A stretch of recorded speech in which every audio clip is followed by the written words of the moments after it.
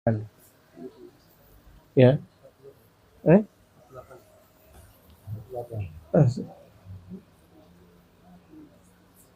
Sudah. 148 sudah. 158. Kalau Hujjatul Islam.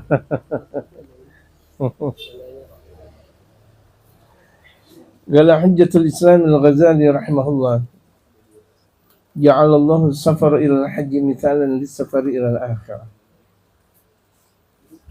Kita sudah membahas tentang haji, pendahuluan haji, macam-macam haji, adab-adab haji. Sekarang di akhir haji kita membahas Qala Hujjatul Islam Al-Ghazali, Al-Imam Hujjatul Islam. Hujjah artinya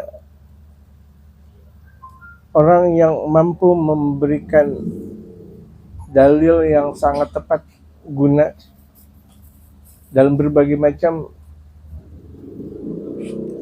fan dalam syariatul Islam.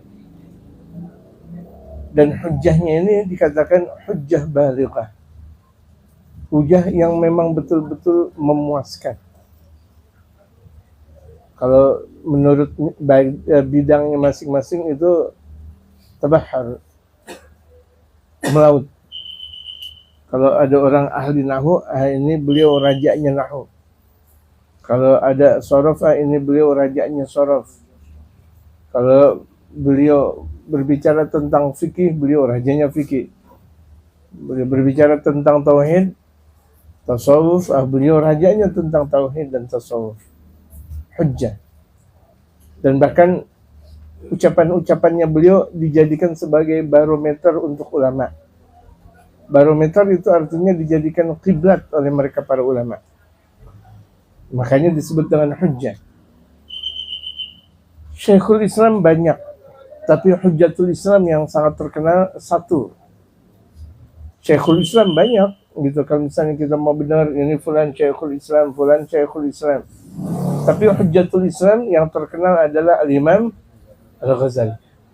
Beliau bukan hanya sekedar bahar fil ulum syar'iyyah, bahkan beliau bahar dalam berbagai macam ilmu yang dimiliki oleh orang-orang barat sekalipun. Falsafah, atau yang disebut dengan ilmu filsafat.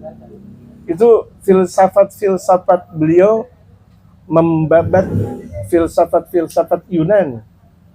Di situ ada filsafat Socrates, di situ ada filsafat Plato. Banyak sekali. Jadi itu beliau betul-betul membabat berbagai macam filsafat. Wabil khusus itu filsafat barat, western, itu barat. Itu indah sekali, gitu. Makanya ada kitab-kitab beliau Al-Munqidh minadh dhalal. Wah, luar biasa gitu ketika kita mempelajarinya. Dan betul-betul beliau ta'afutul falasifah dan sebagainya. Betul-betul membahana. Makanya tidak ada para ulama atau orang yang sekelas dengan Al-Imam Al-Ghazali mampu untuk menjatuhkan Al-Imam Al-Ghazali.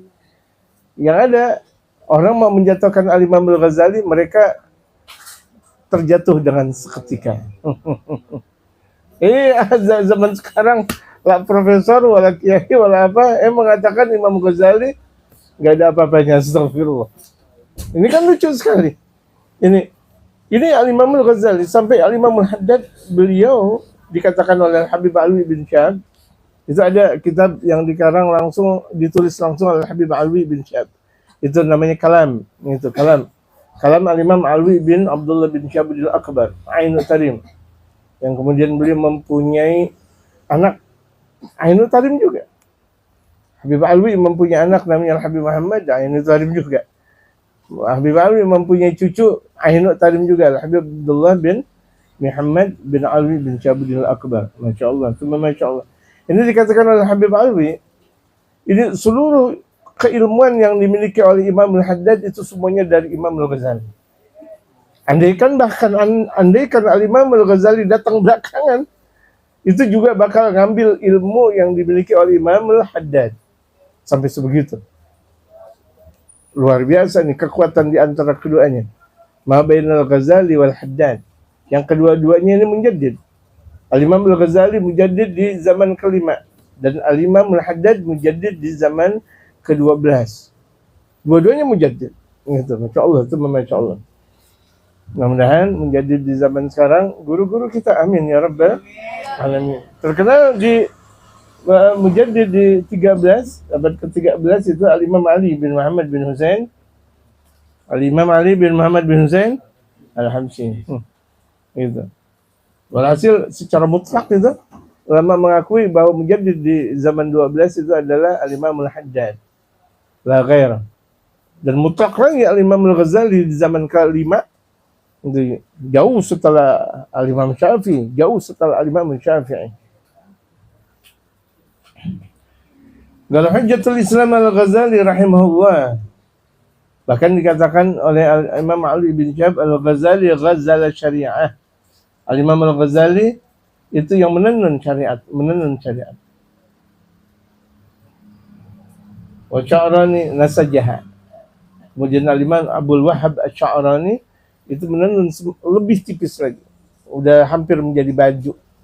Kemudian yang menjadikan bajunya adalah Imam Al-Haddad. Demikian ulama-ulama kita. Harusnya kalau begitu jadinya sekarang ulama-ulama kita ibaratnya tinggal memperbanyak baju-baju saja. Karena sudah ada, modelnya sudah ada. Ibarat nih tailor sudah ada dan modelnya sudah ada. Lebih gampang daripada kita membuat baju tanpa ada model. Qala Hujjatul Islam Al-Ghazali, qala Hujjatul Islam Al-Ghazali rahimahullah. Al-Imam Hujjatul Islam Al-Imam Al-Ghazali. Ada yang mengatakan Ghazali, ada yang mengatakan Ghazali. Pendapat ulama, tarjih ulama, itu ulama mengatakan Al-Ghazali. Jangan Ghazali. Kalau Ghazali pakai tasydid, zaitnya. Tapi ini dikatakan ulama, tarjih ulama, walaupun ada yang mengatakan Ghazali juga boleh.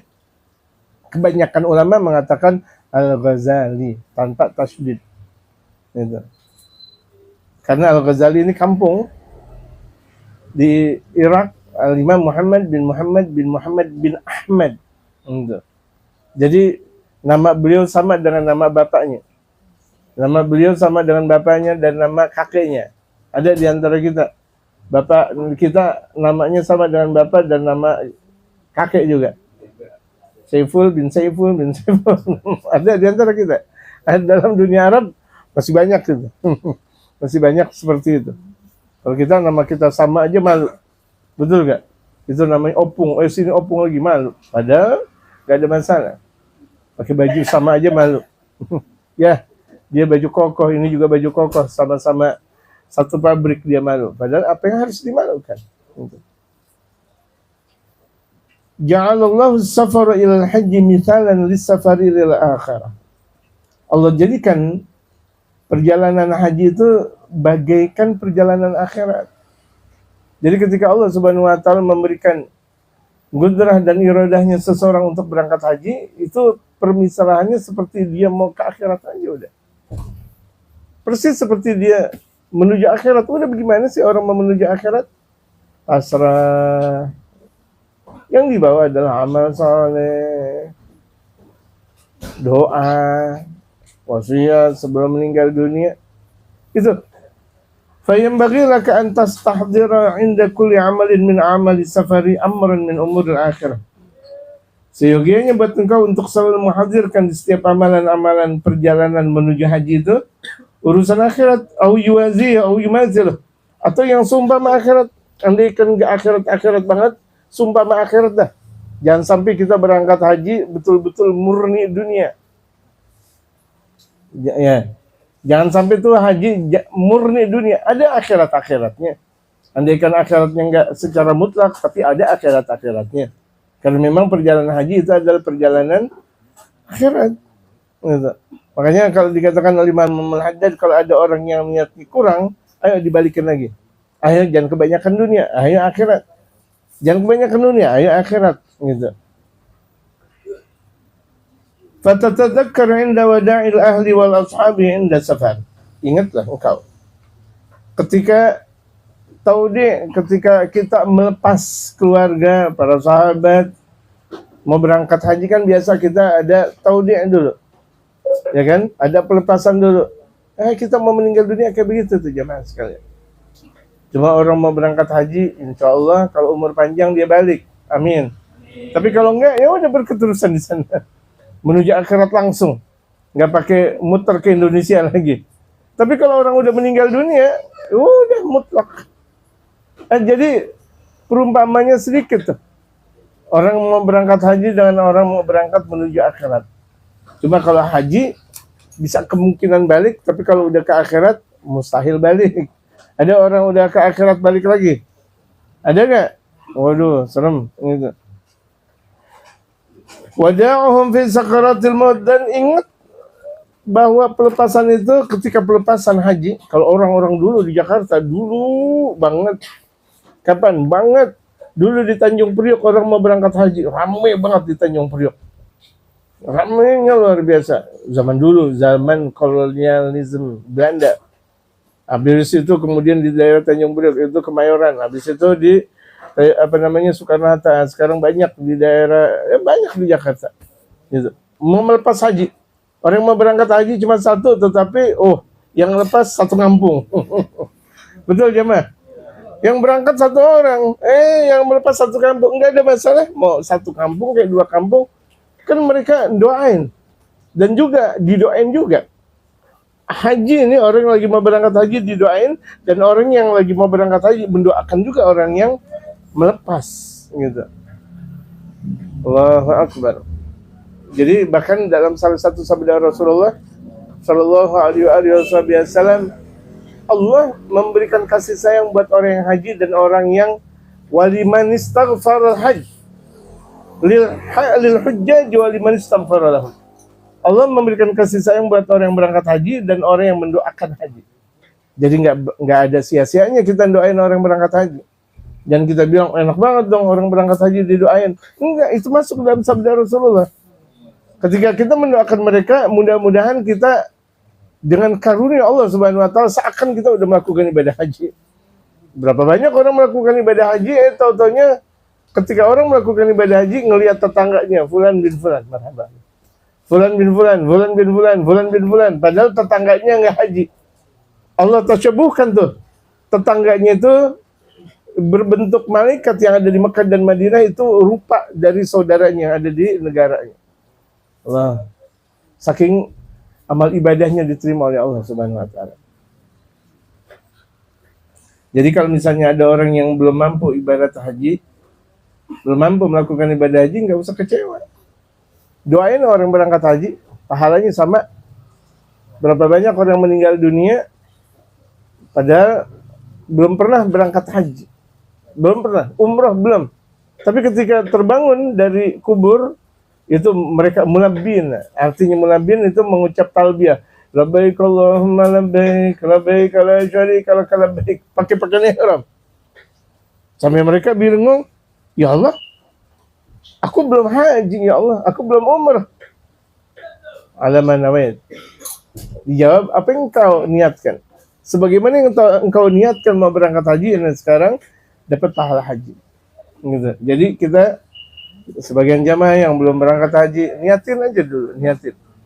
Niat, tapi niat kan kita lihat dalam fikih. Kalau disebut dengan niat, qasdu syai'in muqtadinan bi fi'li. Menyengaja untuk melakukan sesuatu berkaitan dengan perbuatan. Nabung udah nabung. Jangan mau berangkat haji tapi samsunya kuat banget. Bohong ente, dosa ente. Mau berangkat haji, ngerokoknya kuat banget. Gitu, beli beli kopi di warung-warung teteh kuat banget. Aduh, gimana? Satu kopi kalau di warung teteh berapa? 5.000. Kalau di cappuccino 50.000. Kalau misalnya rest area lebih mahal lagi. Masya Allah. Mau nyoba sih, nyoba yang gede-gede gitu. Jadi kita ukur diri jamaah. Kita belum berangkat haji, banyak kita belum berangkat haji. Jangan mewah-mewah. Makan kita, Masya Allah. Ada karuk duren, ada tempe tahu, ada tempe, banyaknya luar biasa. sampai 6 lauk, ya kita belum berangkat haji. Coba sedikit kita kumpulkan dana untuk bisa berangkat haji. Untuk sendiri alhamdulillah, untuk berdua alhamdulillah, dengan istri alhamdulillah. Dan sampai kita belum berangkat haji tapi makannya mewah, pakai pakaian kita mewah. Udah gitu, masya Allah, cuma masya Allah, sebagian di antara orang yang belum berangkat haji ngerokoknya kuat, betul? Lucu gak jemaah? Coba pikir, belum berangkat haji tapi ngerokoknya kuat. Samsul sampai berbatang-batang tuh dia. Samsul satu bungkus berapa? 25. 2 bungkus sudah berapa? Kalau 4 bungkus udah 100, masya Allah. Gede banget, udah 4 bungkus, masya Allah. Ada sebagian, saya lucu nih, sebagian santri, saya lucu. Baca kitab dia ngerokok. Dia duduk dia ngerokok. Dia main dia ngerokok. Ini bagaimana ceritanya seorang santri? Kemana-mana dia ngerokok. Ini lebih khusyuk katanya ngerokok. Ente santri, punya duit gak? Nggak punya. Astagfirullahaladzim. Masih minta sama orang tua, tapi ngerokoknya kuat. Ini, kalau dalam istilah syariatul Islam, ini mahjur namanya. Tapi, ya saya nggak terusin dah. Nanti pada panas dah. Panas. Saya lucu banget kalau ada jadi santri ngerokoknya kuat banget, saya lucu banget. Bagaimana mau jadi berkah? Ngerokok, santri belajar sambil ngerokok, ngaji sambil ngerokok. Ada sebagian bahkan ngajar sambil ngerokok. La haula wala quwata illa billah. Gitu. Betul, hukum rokok di Indonesia paling tidak makruh, paling tidak. Tapi kalau misalnya udah paling tinggi, kan nggak berarti mungkin nggak bakal jadi sunnah. Kalau udah makruh nggak bakal jatuh menjadi sunnah, nggak mungkin. Kalau nggak makruh atau haram. Sementara mereka para ulama-ulama, jangankan yang haram, makruh aja mereka nggak jalankan. Allahu Akbar. Imam Abdullah bin Hasan bin Tahir, ma fa'altu makruhan wala hamamtu bih. Aku nggak pernah melakukan perbuatan yang makruh dan niat untuk melakukan makruh aja enggak. Niat untuk melakukan perbuatan makruh adalah enggak. Kita sering nggak berbuat makruh. Sering makan sendiri makruh. Kita makan di restoran Padang, ada teman kita, wah kita tutupin langsung. Makin-makinan. Bagaimana mau berkah? Gitu. Bagaimana mau berkah? Wa min akhdhi zadi litariqi, dan diantaranya juga mempersiapkan ongkos untuk perjalanan. Jangan sampai memberangkat haji tetapi di perjalanan sengsara. Seperti zaman dulu, masya Allah, dia naik kuda atau naik keledai atau di pertengahannya itu banyak gutok tarik, penjambret ibaratnya. Makanya zaman dulu di Indonesia orang berangkat haji, kalau dia nggak ulama besar, ahli zikir besar, atau dia jawara besar. Zaman-zaman dulu, kalau dia nggak ulama besar, ahli zikir besar, atau jawara besar, atau orang kaya besar. Nggak bisa setengah-setengah. Saking itu perjalanan tempo dulu dari Indonesia menuju Mekah itu sangat luar biasa dahsyat. Setahun, 6 bulan. Pulang pergi 1 tahun. Pulang pergi 1 tahun. Makanya dulu ulama-ulama Indonesia berangkat haji sekalian ngaji. Ya, berangkat haji sembari ngaji. Coba lihat. Kalau kita lihat ulama-ulama kita, para kiai-kiainya, Kiai Soleh Darat, Kiai Hashim Asy'ari, Kiai Ahmad Dahlan, kemudian banyak sekali habaib-habibnya, Habib Utsman bin Abdul bin Aqil bin Yahya. Kemudian para pendahulu, para habaib dan sebagainya. Mereka berangkat haji, berangkat umrah, jarang umrah. Haji semuanya bertahun-tahun. Seperti Habib Utsman. Beliau berangkat haji sekalian belajar ke Mekah, ke Madinah. Habis itu belajar ke India. Padahal 30 tahun udah belajar di Hadramaut. Siapa? Habib Utsman, mufti Betawi. Habib Utsman, mufti Betawi. Bin Abdul bin Aqil bin Yahya, itu mufti Betawi. Ngajinya berapa tahun? Enggak tanggung-tanggung. Di mana? Hadramaut, 30 tahun. Enggak tanggung-tanggung. Enggak tanggung-tanggung. Ini baru ngaji setahun aja belaga. Baru ngaji setahun udah seakan 30 tahun. Ngaji di India, ngaji di Mekah Madinah.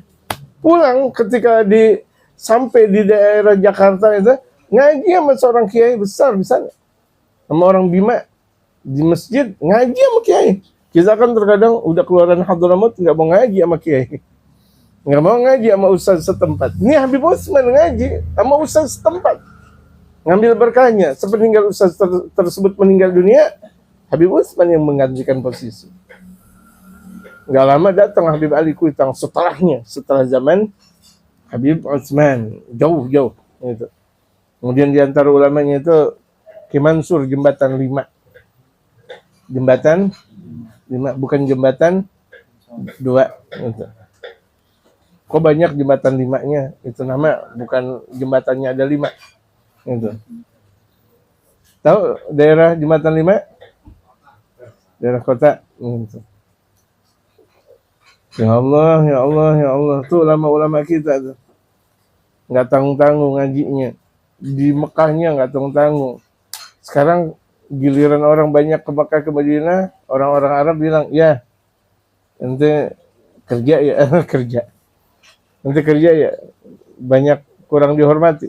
Sementara dulu, zaman-zaman dulu tuh orang-orang Indonesia di Mekah di Madinah, santri atau ulama sangat-sangat terhormat. Alim besar, Syekh Nawawi bin Umar Al-Bantani di Makkah, alim besar. Habib Al-Musawa itu alim besar di Makkatul Mukarramah. Itu kemudian Ki Mahfuz Termas, masya Allah, semua masya Allah. Itu banyak ulama-ulama kita yang nyantri di Makkah atau di Madinah itu kemudian menjabat alim besar, allamah. Terakhir Syekh Yasin bin Isa Al-Fadani, dan itu maha gurunya para guru-guru kita. Sampai Al-Habib Umar itu, bahkan ada dalam biografi Al-Habib Umar, di antara gurunya Al-Habib Umar ini Syekh Yasin bin Isa Al-Fadani, orang Padang. Syekh Yasin bin Isa Al-Fadani itu haulnya aja baru ke-35 ya, artinya belum lama-lama banget. Untuk ulama-ulama kita banyak ngaji sama Syekh Yasin. Ki Abdul Hamid Ad-Dari, Ki Maimun Zubair, Ki Muhammad Syafi'i Azami, banyak ambil sanadnya ke Syekh Yasin bin Isa Al-Fadani, musnidud dunia. Ya, kita kembali kepada kajian kita. Amin akhdhiz zadi li tariqil akhirah. Di antara permisalahan mengambil ongkos menuju perjalanan haji, seperti permisalahan kita mengambil ongkos menuju akhirat. Kalau haji ada batasannya. Tadi Bapak-bapak bilang 6 bulan. Sampai dulu. Sekarang ada bahkan pesawat yang agak cepetan 6 jam. Saya juga cepet banget itu, ngeri juga. Dari bandara ke King Abdul Aziz 6 jam, cepet banget. Ngeri, kena burung itu. Masya Allah. Umumnya 9 jam. Ini kalau ada yang 6 jam malah ngeri saya. Ada kereta baru kita ngopi, tahu udah lewat. Ada kereta Jepang.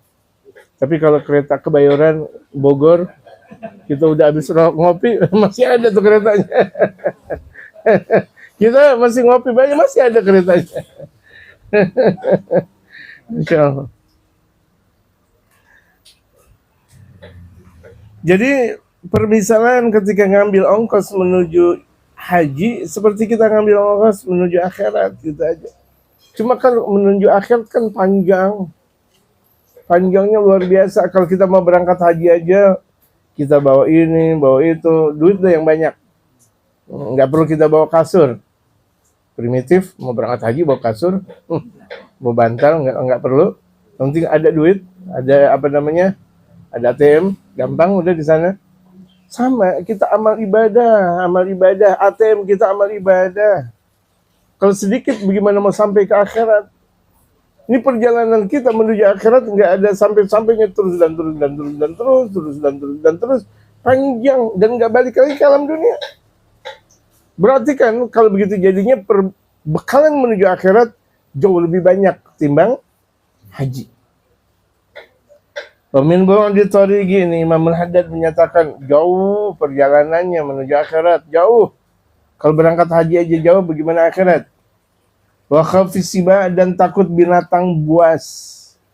Kan zaman dulu apalagi mau berangkat haji binatang buasnya banyak.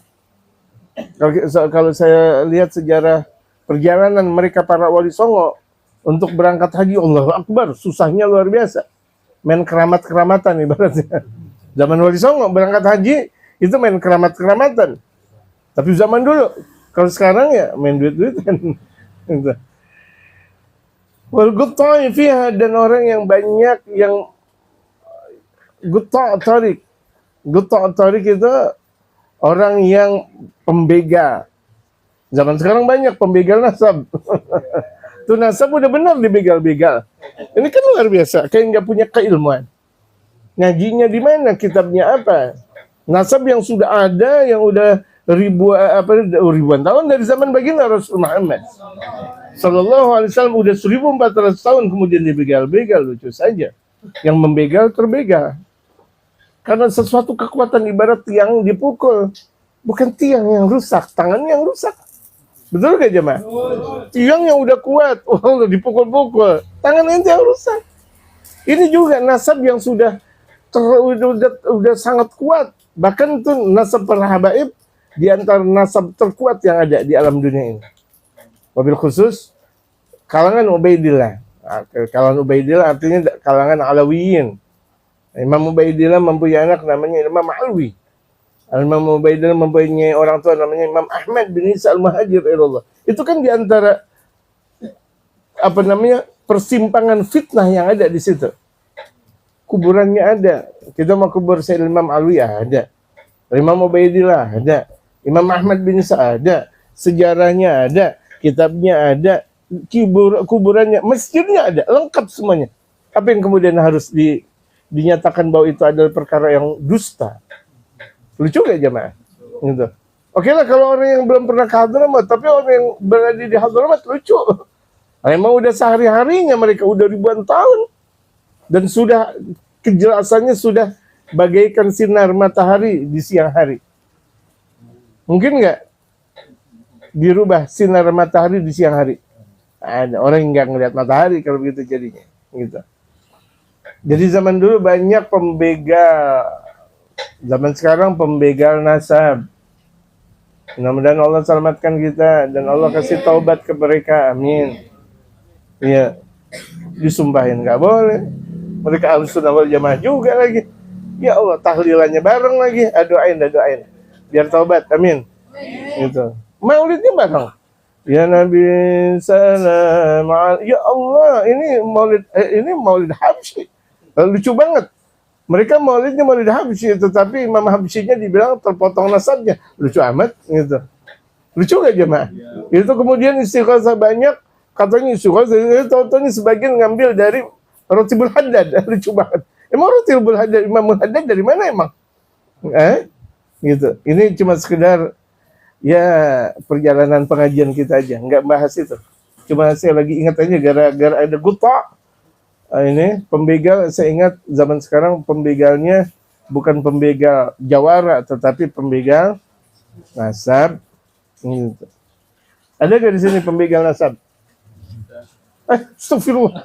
Ini kameramen enggak, ini kayaknya doang. Bukan pembegal nasab ini, benar. Masya Allah luar biasa. Itu. Penerus Qori, Masya Allah. Di mana-mana ada, Masya Allah. Itu. Tadzakkar bu'da tariq, coba ingat akan jauhnya perjalanan. Tadzakkar bu'da tariqil akhir, coba ingat akan jauhnya perjalanan akhirat. Coba ingat. Orang yang udah meninggal dunia sekarang udah balik lagi gak? Jemaah. Orang udah meninggal dunia di 10 tahun, 20 tahun, 30, 100 tahun, balik lagi gak? Artinya apa? Jauh. Gitu. Udah sampai, nggak bisa balik lagi udah. Udah sampai. Udah sampai, cuma nggak bisa balik. Gimana?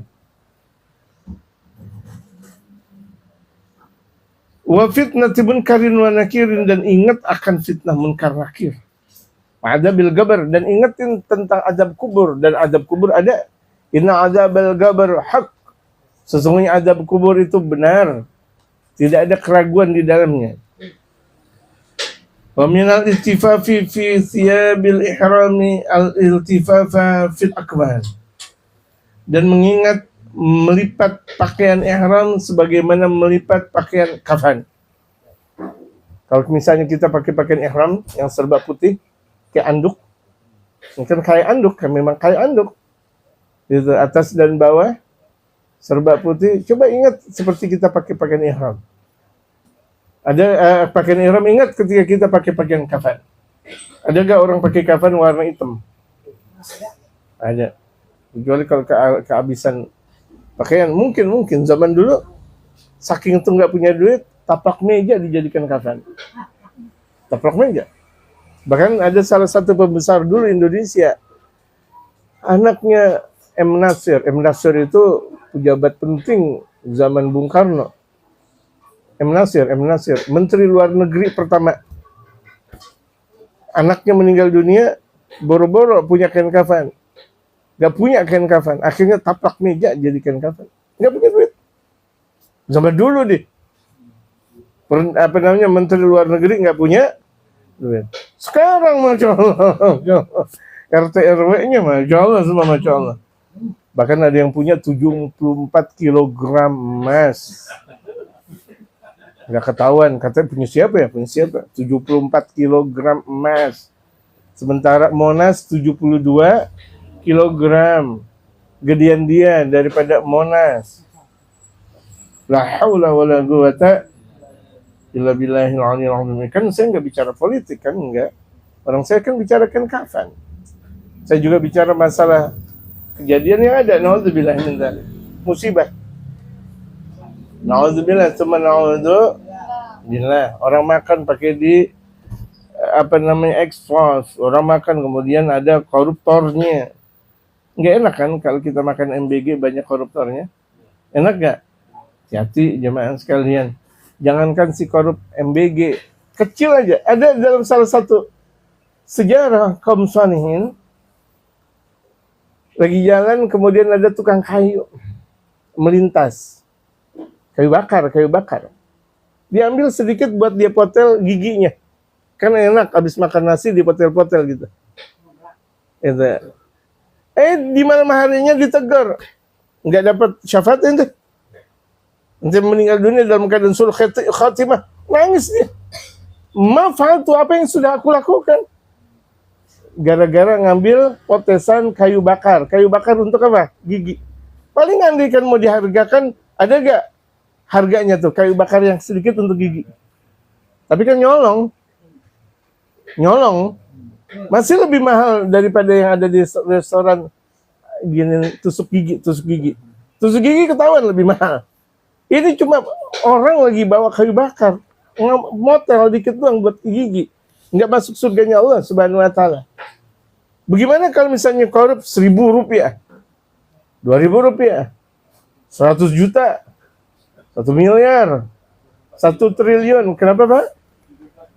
Iya, 74 kilo tadi dibilang. Gitu. Ini mana ada ini? Dia udah lebih 74 kilo, 80 kilo ini. 80 kilo ini. Ya, 100 lagi. Makanya nggak ada yang bawa dia, 100 kegedean. La ilaha illallah, emas 74 kilo. Gitu. Allahu Akbar. Ya jemaah, banyak tobat kita. Ya, banyak tobat. Banyak tobat kalau negeri ini mau makmur, mau aman, damai, sejahtera seperti zaman-zaman dulu, nggak harus banyak korupsi. Ayo ngaji yang benar. Nggak ada masalah kita makan singkong, yang penting halal. Daripada kita makan keju tapi nyolong. Riwa. Saya juga riwa makan keju pakai nyolong. Ada sebagian orang makan keju dia mimpi. Mendingan kita makan singkong beneran daripada makan keju mimpi. Enakan makan singkong beneran nggak? Daripada makan keju mimpi. Makan dah tuh. Gitu. Ya Allah, mohon maaf jam berapa kelamaan saya. Jam 9, setengah 10. Takut kelamaan. Wa minas sa'i bainas Safa wal Marwah, dan juga ingat ketika sa'i. Sa'i udah kita jelaskan apa itu sa'i, Safa dan Marwah. 7 kali, bukan 14 kali. Ada orang enggak belajar manasik haji, Safa dan Marwah 14 kali. 7 kan 14 kali. Kedinginan dia. Banyak banget ya. Dihitung semuanya. Ini Safa Marwah itu udah 2, 1, 2, bukan Safa itu 14 kali. Perlunya ngaji manasikul hajj.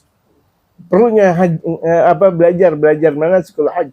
Ada karangan Al-Imam Nawawi di antara yang sangat terkenal, Al-Iyadah fi manasikil hajj. Kemudian Al-Imam Ibnu Hajar, banyak sekali ulama-ulama kita. Ulama-ulama yang sekarang kita ada di antaranya Zadun Nasik yang dikarang oleh Al-Habib Umar. Itu berbicara tentang ibadah haji. Dan ibadatul haji langsung juga yang ditulis oleh Al-Habib Umar. Jadi secara ringkas banyak sekali. Jadi nggak ada alasan orang mau berangkat haji tanpa ilmu. Makanya perlu ngaji. Zaman-zaman dulu tuh orang mau berangkat haji, setahun belajar manasik haji. Dulu tuh.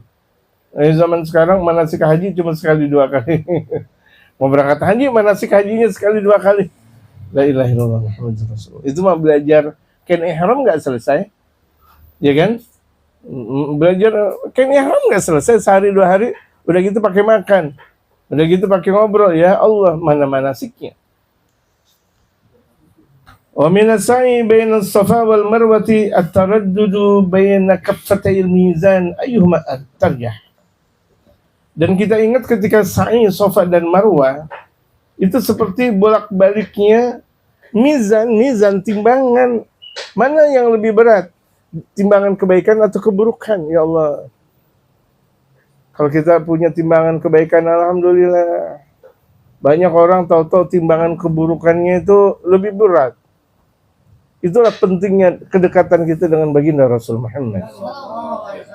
Dalam satu riwayat itu Rasulullah di antara di hari kiamat berada, kalau enggak di mizan atau siratal mustaqim atau haud atau telaganya Rasul Muhammad.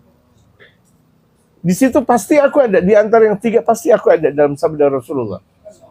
Jadi ketika ada salah satu sahabat bertanya, "Aina ajiduka ya Rasulullah?" Nanti kalau di hari kiamat aku mau berjumpa dengan engkau di mana ya Rasulullah? Dijawab oleh Rasulullah, kalau enggak di antara mizan, siratal mustaqim atau di haud, di telaga. Jadi ketika di mizan timbangan, berapa banyak kaum muslimin timbangan keburukannya lebih banyak.